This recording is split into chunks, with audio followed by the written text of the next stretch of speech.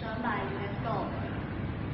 Technology is helping teachers to expand beyond linear text-based learning and to engage students who learn best in other ways.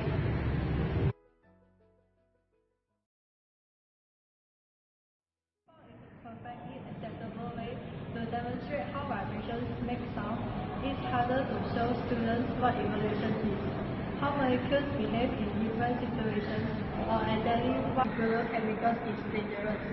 Digital simulations and models can help teachers explain concepts that are too big or too small, or processes that happen too quickly or too slowly to demonstrate in a physical class.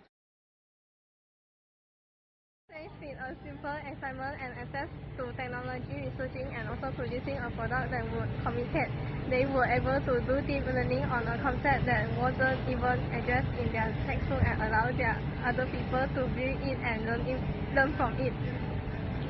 Therefore, asking children to learn think through multimedia projects is not only an excellent from project-based learning that teaches teamwork, but it's also a good way to motivate students who are excited to create something that their peers will see.